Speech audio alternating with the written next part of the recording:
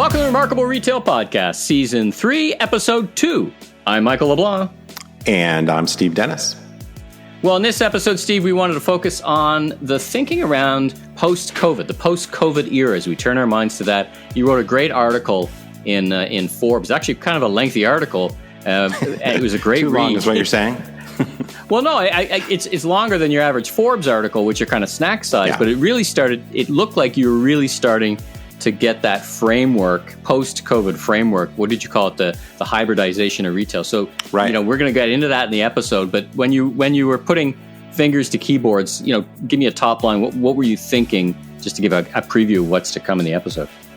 Well, I've gotten really interested in this idea. In fact, I've got a new keynote based on it. I touch on it in the book. First, I thought about it mainly as this idea of physical and digital being more hybrid.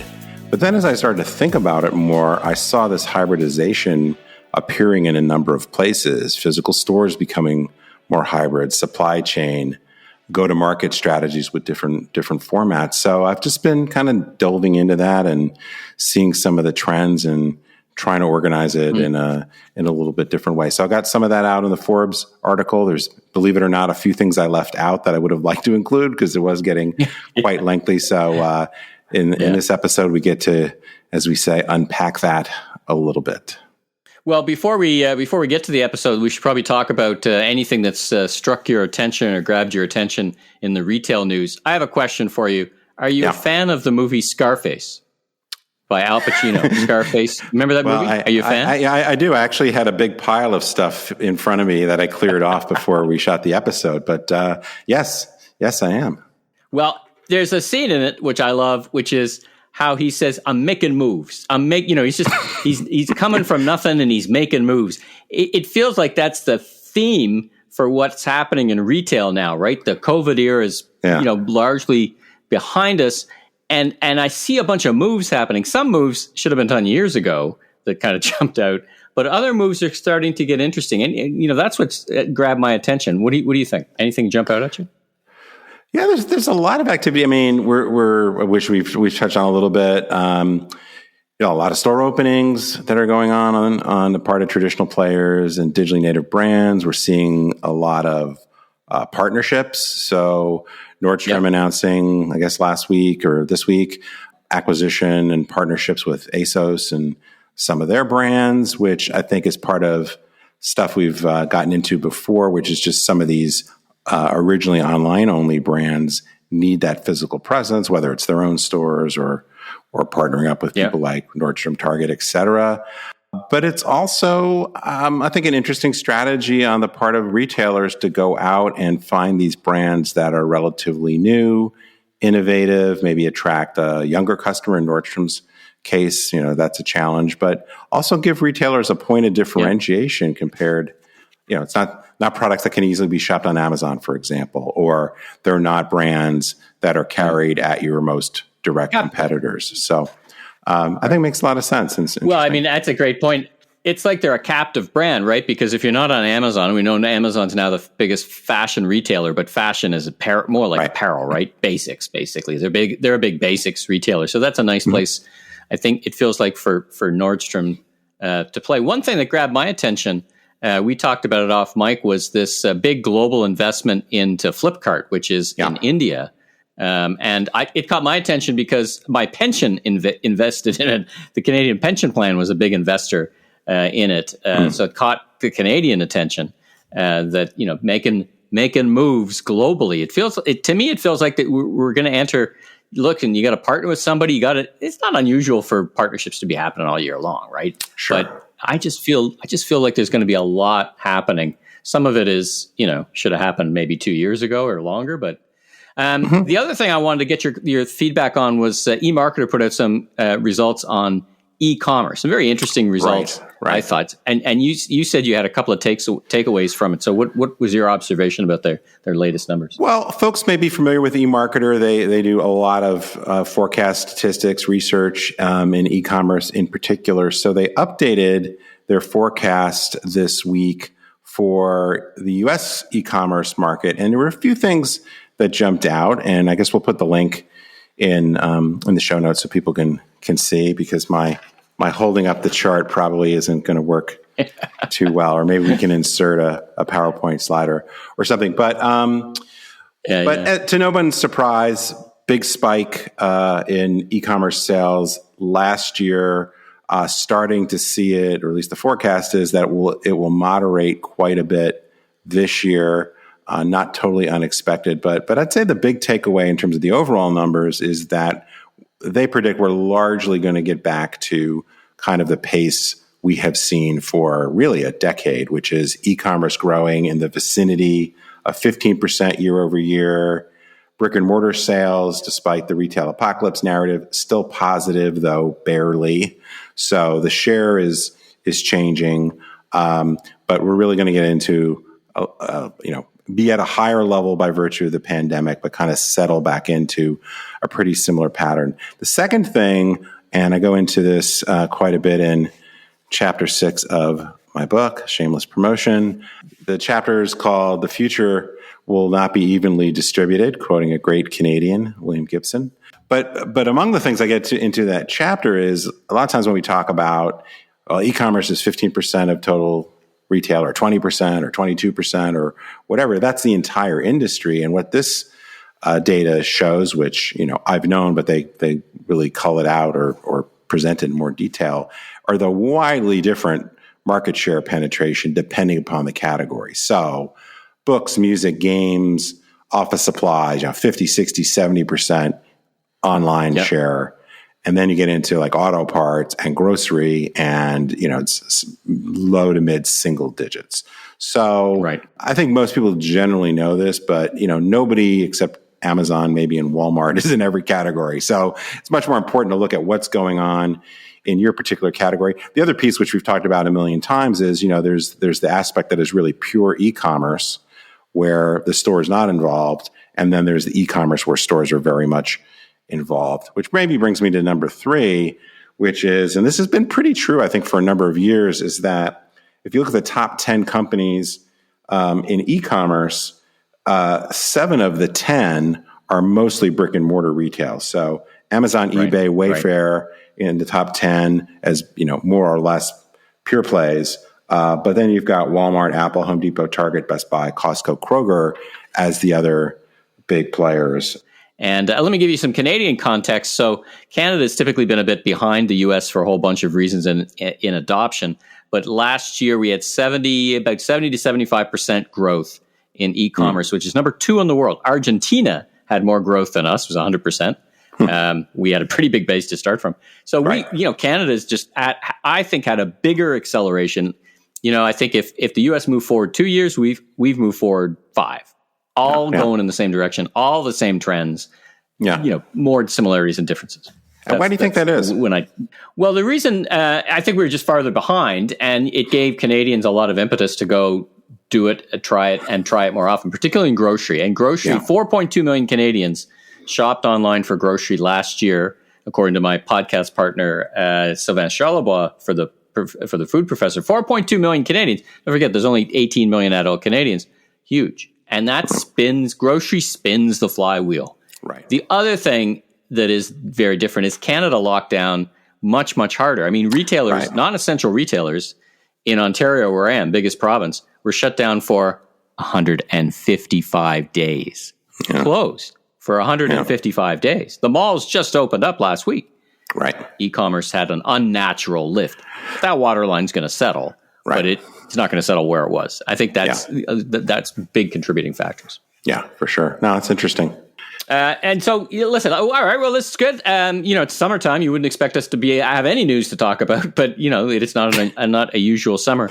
Now, before we get to the episode, it's retail. Yeah, before we get to the episode, we talk about hybridization. I just want to remind all the folks that we've got a YouTube channel now, so make sure and check into the YouTube channel. These podcast episodes every 2 weeks until Labor Day, and then we go weekly.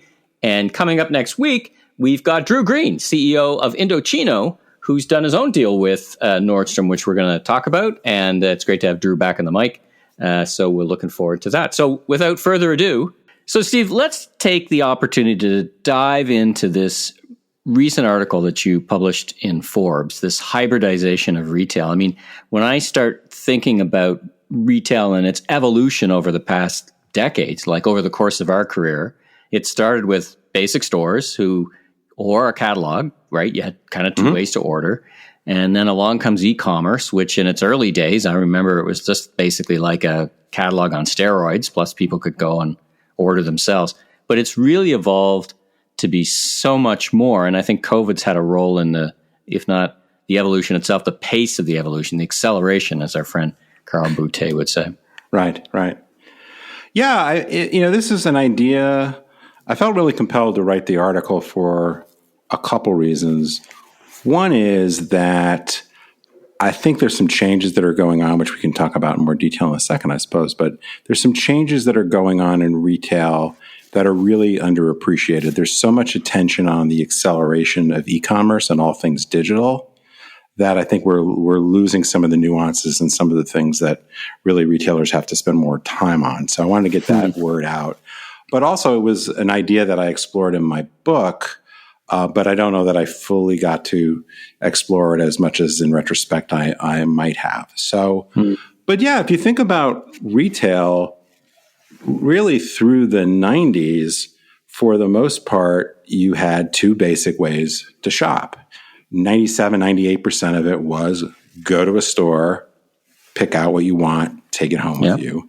And then you had mail order catalog, which was, you get catalog in the mail and you look at it and then you phone, fax, and eventually order online. So it was pretty binary. There wasn't a lot of overlap. Yes, a few of the catalog players had some stores, but not a lot. Yeah. And overall just represented a very tiny percentage. Yeah. Then e-commerce starts to come along, more or less late 90s, and it's a better catalog for the most part in that it's certainly a different experience to be able to, experience a brand on your computer, do all the things that the web allows you to do much more conveniently, place an order directly, certainly from a marketing standpoint. It created a whole different way of communicating with the customer via email and so forth. Yeah. So it went beyond the limitations of the print media itself, right? I mean, I've run catalogs before, and they're a big, long process. Of course, for big shops like Sears or Williams-Sonoma, they've got that process down. But it's weeks, not days. In terms of I have a product, it's a lot of planning. It's a big machine, and then ultimately you're limited to the ROI of print catalogs and mail distribution. So that broke that wide open, right? We can have a catalog of millions of items. Probably was what kind of spurred, guys like Bezos to start creating e-commerce. Is wait a minute, I don't have to worry about print costs. I can have no end to the number of items. That's probably one of the big, as you said, better catalog, right? Yeah, I mean, the endless aisle, so-called endless aisle, started to become much more of a thing. The immediacy, the changing in marketing dynamics, so those were huge. I'm not trying to diminish it because obviously we went from a place where this form of direct-to-consumer, previously mail-order catalog, to e-commerce started to grow quite dramatically. But the thing I think was interesting for probably the first really 10 or 15 years of e-commerce is that the distribution side of it really didn't change retail all that much. Stores themselves, they had competitive pressure from e-commerce, but stores themselves didn't change very much by virtue of the growth of e-commerce. And the supply chain, for the most part, didn't change very much. The typical way, if you take music and games, things that can be digitally downloaded out of the equation, but, more of a tangible product, still, and certainly Amazon is the best example of this, we're largely talking about very large eventually automated distribution centers shipping a parcel through the mail to your home or office, which is exactly what Land's End and Williams-Sonoma and Sur La Table and all these guys were doing before. We're now just operating at a much greater scale because this direct-to-consumer piece is not 2 or 3%. Now it's 7, 8, 9%. Right. But there really wasn't, it still was kind of a dualistic or binary world, which is here's this direct-to-consumer, which is mostly from a centralized distribution center, shipped to you at your home. and stores largely not changing very much. What started to happen, largely by virtue of buy online, pick up in store, and buy online, return to store, and in some cases being able to check store visibility or inventory visibility online, right? Then you started to get stores and online or direct to consumer merging a little bit. So there certainly has been this growing blurring of the lines between digital and physical, both because of consumer shopping behavior of digitally influenced purchases in stores. But really, a lot of that became or remained pretty separate. What I think what picked up steam pre-COVID, but has been taken to a whole new level now, is the hybrid nature of the shopping experience and how that has really started to transform the stores themselves and the supply chain in particular in pretty profound ways. What in your mind were the antecedents to that? I mean, as I think of terms like omni-channel and cross-channel, those things were present in the before time. I mean, in the years pre-COVID, you had curbs. I mean, you had the beginnings of many things. Even back to the catalog era, you had places in the store where you could pick up your catalog order. Sure. And you had curbside pickup, and these felt like the antecedents. So they were there. So what's changed now? Is it if you were in store design 20 years ago, you probably 30 years ago, 40 years ago, you may have been asked to cooper together some kind of process where people could pick stuff up and drop stuff off. But what is so fundamentally different in your mind than it's beyond omni-channel? It's this full hybridization. And I think you break this down into a couple of really interesting areas. So we get to unpack this, like the store. Let's start with the store. What's so fundamentally different that you want people now to sit up and pay attention and say something has meaningfully changed in the way you need to think about the store? Well, I think some of these forces have been building for quite some time. I mean, the consumer shopping behavior, I've been saying and others have been saying for a long time, consumers are really brand centric. Like they don't make nearly the distinction between stores and online that a lot of retailers think. But as more product or as more shopping behavior moved to being digitally led, and more retailers started to build these functionalities, whether that's existing legacy retailers or some of these newer brands that really built for an omni-channel world, as much as I hate the term omni-channel, but basically said, customer is the channel. We understand some customers are going to research online, go to a store. Other people are going to go to a store, then buy online later, right? So there's just this constant building of this consumer behavior. I think the thing that really started to tip the scales, though, were smart devices, because before smart devices, going online, so to speak, was a pretty deliberate activity. You went to a computer that was in your home or in your office. You didn't have this mobility that broke sort of that behavior of, okay, now I'm going to shop online, or now I'm going to go to a store. Now you can be shopping anytime you want. So again, I mean, this has been a pretty steady progression. This didn't happen overnight, but I think these forces in terms of consumer behavior, mobile shopping, better websites, new business models that weren't so stuck in this siloed world, that all kept building. And I think what COVID did was it certainly accelerated more of this digitally led shopping behavior. But it also made clear when stores were closed or largely closed that customers do value the immediacy of a store.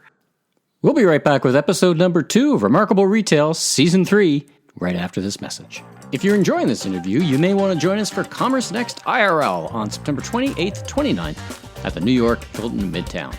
Some of the speakers you'll be seeing including Noam Paransky, Chief Digital Officer at Tapestry, Ekta Chopra, Chief Digital Officer at Alf Beauty, Matt Guerin, GM of e-commerce at Everlane, Alex Waldman, co-founder and creative director at Universal Standard, Jennifer Patrick, Global Branding and Packaging Director at Patagonia, and many more.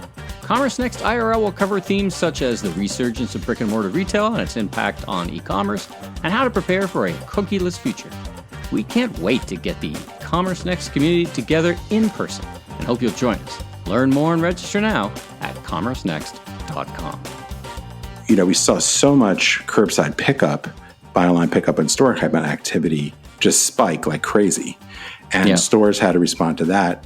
The other thing, which has been building pre-COVID, but again, was just kind of put at a whole new level, is this battle for convenience. And even if you have 2 or 3 large distribution centers and, great rates with FedEx and all this kind of stuff, there's just cost and time challenges from shipping all of your products from a centralized distribution facility. And so some retailers said, well, gee, we don't have to think about it as having 2 or 3 distribution centers in the country.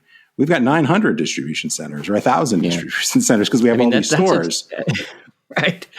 I mean, you've got this. I still feel or perceive this philosophical difference in when I have these conversations with retailers. Some feel like e-commerce, pickup, curbside, BOPUS are expensive ways to use their existing property. Can't people just come and shop the way we built the store?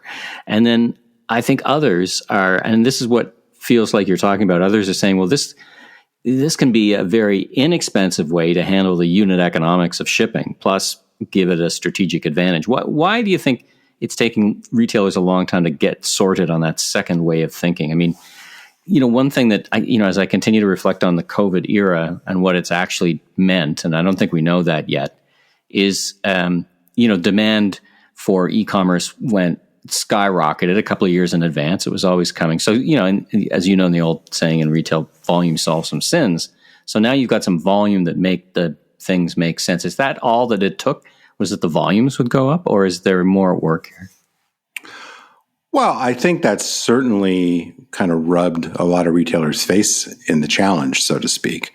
When you had all this inventory, in essence, trapped in these stores, and when consumer behavior shifted so abruptly and you've got all this new traffic to a website, it's pretty hard to ignore that. It's really in reaction to some changes, many of which we're already seeing kind of a regression to the mean, or at least some moderation. Sure. So, sure. But I think the thing that's kept, and I am a little bit like a broken record on this, but I think a lot of it is cultural and organizational, and in some cases the way the systems are set up, because so many existing retailers have largely built these silos between brick and mortar and digital.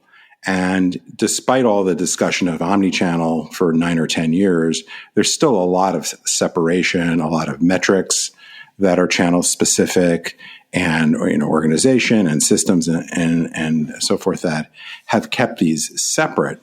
And some of the smartest retailers, the retailers that benefited from the COVID time, were breaking down those silos and thinking about their stores more as a hybrid pre-COVID. But I think now as retailers look at the success that Tractor Supply, Best Buy, Target, others have had from things that they've been working on for years, that just causes them to go, maybe there's a different way of doing it. But if you just look at the data, it's not so much that e-commerce is growing in so much in the traditional way, i.e. order online, we ship it to your home. So much of it has just been pushed to consumers wanting to go get it themselves, right?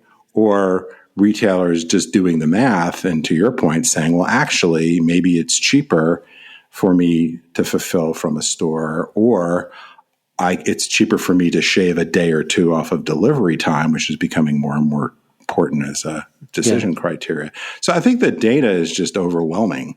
But the resistance, I think, aside from the organizational and cultural resistance, is the existing installed base, so to speak, right? If you've built a store for a singular purpose, and suddenly you're going, oh, wow, now I'm fulfilling 20, 30, 40% of my e-commerce orders from store, whether that's shipping them or customers coming to get them. And, I'm getting a lot more buy online, return to store.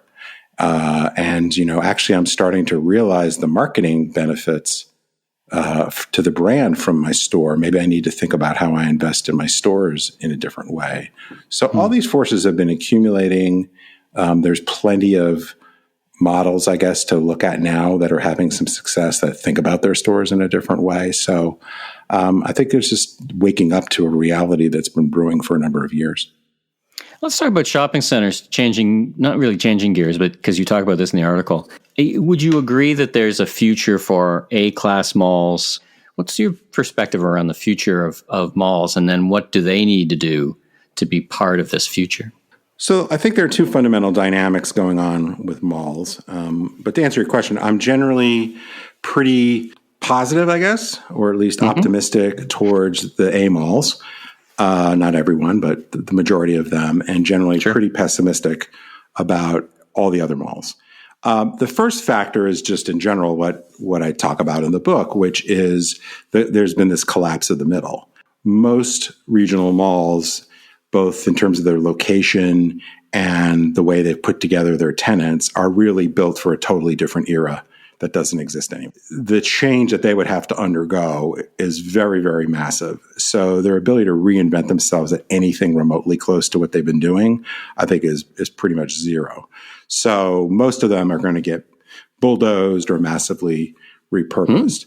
I think the A malls, they have a reason for being largely because they have unique tenant mix. They're in areas of great demographics, and so they can carve out a place. They certainly have to evolve, but I don't think they need to have nearly the degree of change, kind of by virtue of the collapse of the middle. But one of the things that I think mall operators are fundamentally missing is, again, it's the same kind of dynamic for an individual store. They built the real estate, and sorry to make it all about real estate, really, because it's not, but just it's easy to visualize, right? Like they built those stores for the kind of consumer demand that existed a decade or more ago, generally. And again, their model was all about you go there to see stuff, pick it out, maybe get some sales help, and take it home with you. And that's still going to be a very, very important thing going forward.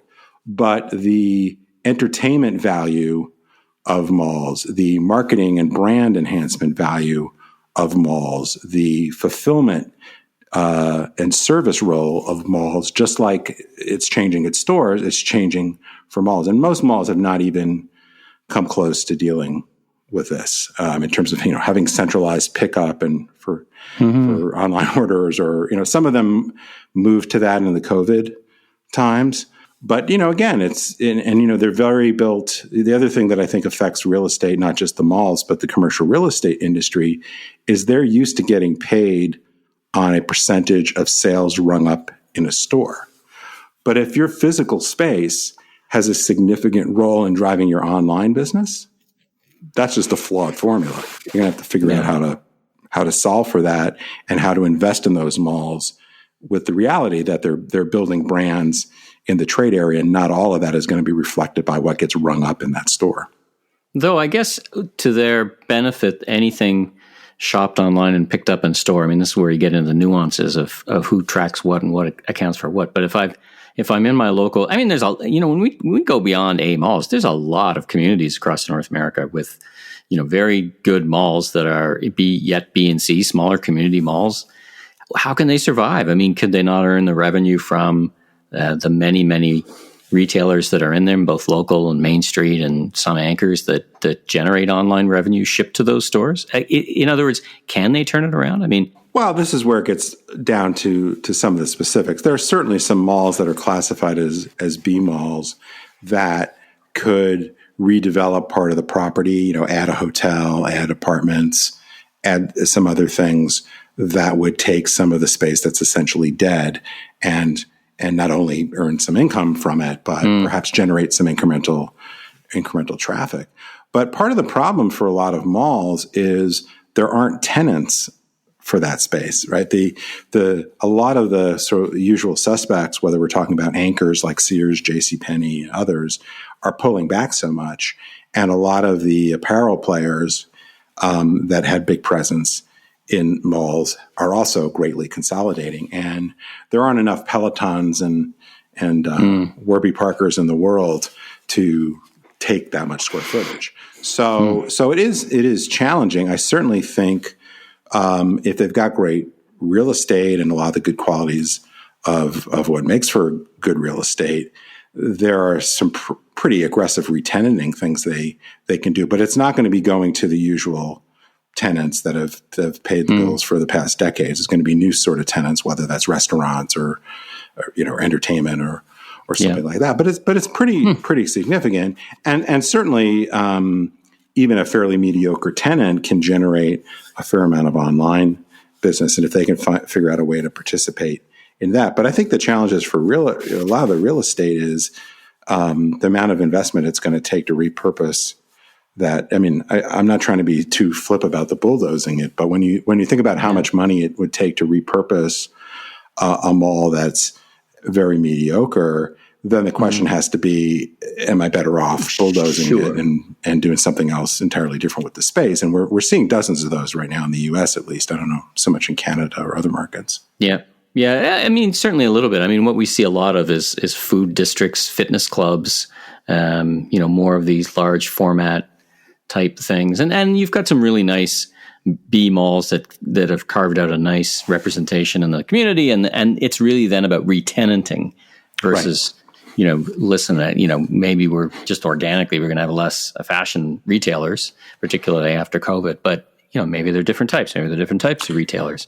Yeah, I think one of the challenges that perhaps is a little bit unique to the U.S. is there was such a formula, and I, having worked at Sears back in the day, Sears was a big driver in making a lot of this happen. There was such a formula of building these big regional centers with 3 or 4 anchor, department store anchors, and a huge parking field. And so in many cases, the center itself is kind of isolated. Move on from shopping centers, because I think we'll be coming back to many of these issues over the course of season 3, because they're so vitally important, right? We're at this juncture here where we've just experienced this thing, COVID. Many of the world, by the way, still experiencing it, so we're not done yet, but we're trying to understand it. Now let's talk about flagship stores. You talk about a hybrid brand distribution strategy. I started to think about a role for flagships. That is there a role for anything beyond just transacting? Like, is that now the primary role? Like, what do you mean by a hybrid brand distribution strategy in retail?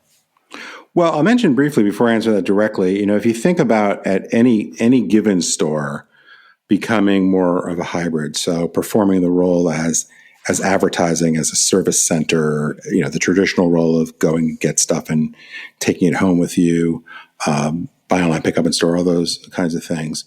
When you start to think about if you're a brand owner like Nike, there's an aspect of your strategy which is very much about building the brand and not worrying so much. I'm not saying they don't pay attention to it, but you're building the brand and you're going to get paid off somewhat by people transacting in that particular location, but they may learn about your brand and go transact at other locations that you own, but also you have wholesale partners. And so if you develop brand preference for Nike, you may then go and buy that at a wholesale partner. So I think this is not a terribly new idea of a flagship store, but I think what we'll see more than just kind of the reinvention of the traditional flagship on Madison Avenue or Fifth Avenue or the Champs-Élysées or whatever.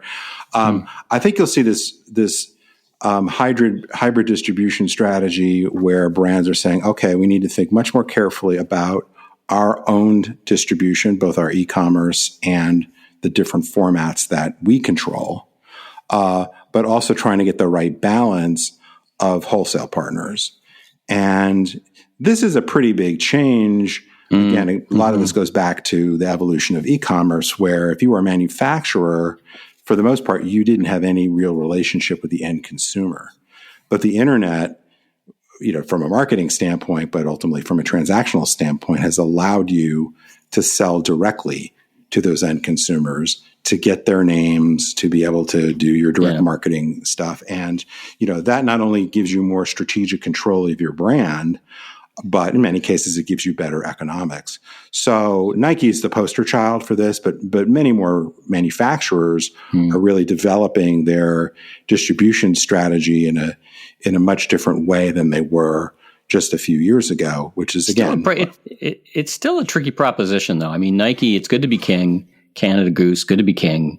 In other words, there is some fear, at least there is some perspective from retailers that I helped make your brand, and now that you've become a brand, you're off on your own and you're going to cut me off. right? Sure, This right. battle between retailers and the brands. Some brands are just as a pure brand. They're very good wholesalers, but they're actually not very good retailers because that's a whole different organization to set up. So for some, it's an ambition. For some, I think it's still, the vast majority for many is still done in stores. And how do you craft a strategy? And this is a whole topic for a whole other episode, but how do you craft a brand strategy that gets you both a winning strategy direct to consumer and a winning strategy with your retail partners? Because you better be careful how far down that path you go, because you could find yourself out in the wilderness in a bit of trouble. Yeah, I absolutely think it's worth a separate episode, because I think the dynamics here have changed a lot. You have to be careful. I have had a couple clients in this arena, is the retailers that feel like they're getting cut out by the brand and also working for a couple brands. I think if you're the brand, you have to really understand how you drive consumer demand, both in the short term and the long term. And you don't want to get too greedy, I guess is the way I would put it. Yeah.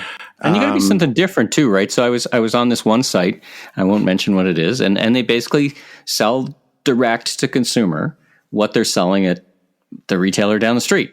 And I was thinking, okay, but I don't see anything compelling about that in and of itself, other than maybe you strip off a few, ardent, dedicated customers. It really takes more thought than just I'm gonna pull everything together and put in a DTC strategy. There's got to be a there, I think. Yeah, if you're just everyone, like, hey, right? I want to cut out the middleman and make more money. That's kind of what I mean from a greedy standpoint. Like, you could convince yourself, hey, now that I can go direct, maybe I should go as direct as I can, because who needs these pesky middlemen, right?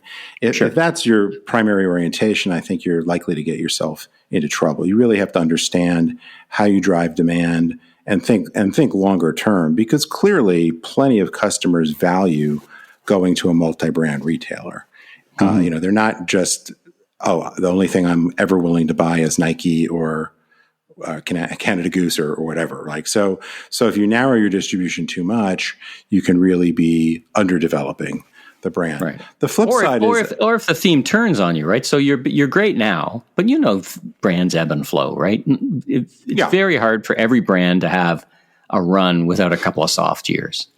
Right, and you don't want to be having to, you probably aren't going to be too welcome when you go running back to your distribution partner saying, oh, take me back, I love you, I promise I'll change, right? Right. So, I think you absolutely have to look at this as a long-term strategy and understand the risks. But the flip side, which I've said to some of the retailers that are complaining basically about some of their brands going direct, is, look, the reality is, particularly if they're public companies, they have shareholders, and they're going to do what's in their economic long-term interest. And there's a lot of strategic advantage to controlling your destiny, as well as money to be made if you can appropriately expand your direct-to-consumer business. And certainly if you look at Nike's results, for example, the results are amazing.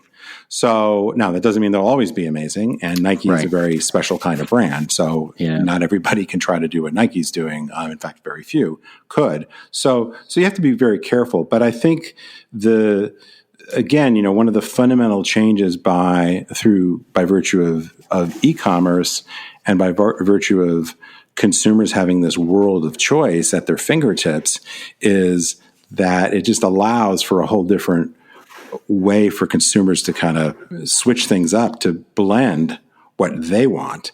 And if retailers are really built for an age that doesn't exist anymore, or brands are built for an age that doesn't exist anymore, they're going to have to respond. And, part of what I argue in the article is, this can require a lot of change, and most retailers are not very far along on the journey. Well, let's wrap up in terms of this, what this all means to the listeners. Like, if you're a retailer, your brand listening, thinking about this hybridization of retail, how do you get your arms around it? It's a big task. You've just got your arms around surviving, hopefully, through COVID. Now, what are you going to do to make that business thrive as we go forward? What do you recommend? A couple of things that they should do to get their arms around this new reality that is modern retail.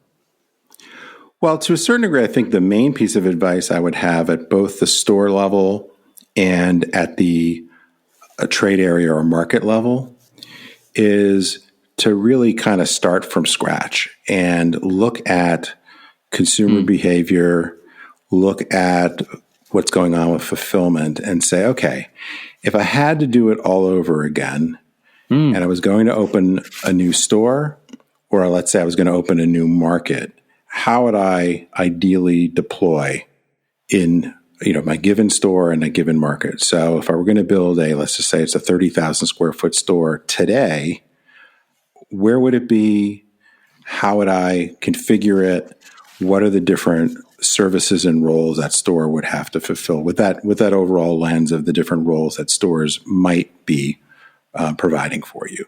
And similarly, if I look at a given metro area, I would say, okay, well, maybe I've got 5 stores in the market, and they're probably all pretty much the same. But if I had to do it all over again, would I deploy in a different way? Would I have one flagship and 6 satellite that's locations? Interesting. Would I, say like a Nordstrom does with their, some listeners are probably familiar with, they basically have the full version Nordstrom, they have an off-price version, and they have these local, or they're starting to have these local stores, which are service only. We're seeing some retailers do fulfillment only stores versus basically consumer facing stores. So I would say strip it down. If I had to do it all over again, what would my store look like, or my stores look like? What would my deployment strategy look like in a given market?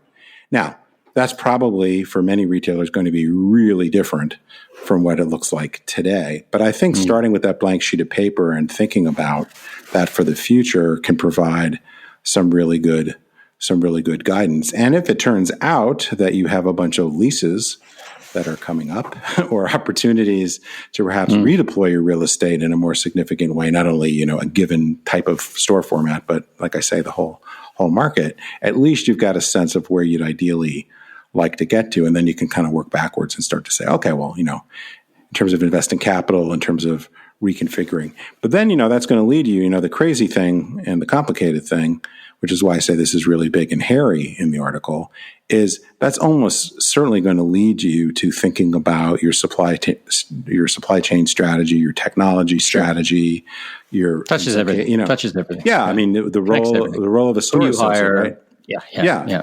So to try to get your arms around it, I think you kind of have to break down to kind of unbundle and then maybe rebundle your strategy and just kind of lay out a sequence. And, for some retailers, it's going to be much more urgent than others, right? So everybody sits in a little bit different place. Well, I think it's great advice because it reminds me of that moment in Al Gore's movie about the environment, where he said, listen, climate change is so massive, it almost feels too overwhelming. You can't do anything. But the reality is you can chip away at it.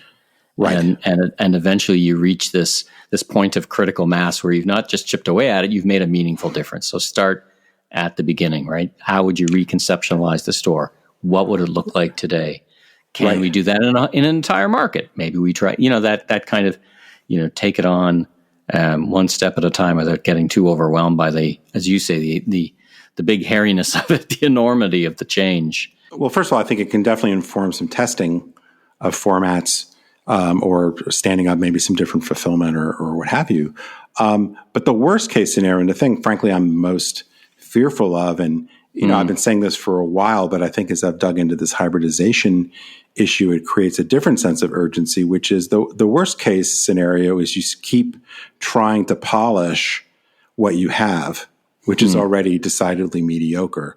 So if retailers are re-upping leases and they're painting the walls and putting in some new fixture, putting in a coffee shop, a little store in a store or whatever, and thinking like that's the investment that's going to get them to the next level, they're probably just delaying the inevitable. So without this kind of stripping down to the studs or whatever expression you want to use, thinking more creatively, you may not see some of the realities that you have to deal with. And, like I said, I mean, this is not going to be an existential crisis if they don't, for every retailer, like, if I don't start working on this very aggressively in the next few months, I'm out of business. I'm not suggesting that, though. For some, it might. But, you constantly have this decision about how to invest your time and energy, what technologies you want to lean into. et cetera, et cetera, et cetera. So if you don't have that clear view of where you think you might need to get to over the long term, you're likely to make some perhaps irreversible mistakes. Not to play out the climate change thing too much. Yeah, I guess it harkens back to something you quoted in the first book, and the second is that best time to plant a tree philosophy, right? You probably should have been working on this 20 years ago, but the next best time to start working on this is tomorrow or today, right? Yep. All right. I mean, listen, that's a great sentiment to leave our discussion with today, and of course, for the listeners, we'll be coming back to these issues. Both with interviews and with just you and me chatting and looking at common or looking at what's new in the news and putting this framework on it. So until then, let's wrap it up here. All right, if you liked what you heard or saw today, please follow us on Apple, Spotify, Amazon Music, or your favorite podcast platform, so you can catch up on all our great interviews and insights and episodes that'll show up every week. If you subscribe, be sure and check out, as I said, our new YouTube channel, Remarkable Retail. Well, I'm always shamelessly promoting my book, Remarkable Retail, How to Win and Keep Customers in the Age of Disruption, which is available just about everywhere that you'd like to find your books in ebook format and audiobook as well. And I'm on social media, usually at StephenPDennis.com. You can also find me on my website, which is www.stephenpdennis.com. All right, and I'm Michael LeBlanc, the producer and host of the Voice of Retail podcast and a bunch of other stuff. You can find me on LinkedIn or meleblanc.co, or should I say www.meleblanc.co. I know, I was going old school. You went old school on that. That's fun, HTTP. How do I get to a URL again? I can't remember. Back to the future. Hey, great episode, great insights. I think they're going to form more than just an episode. They're going to really form a backbone of season 3 beyond the episode. So looking forward to continue to explore. And until then, stay safe, my friend.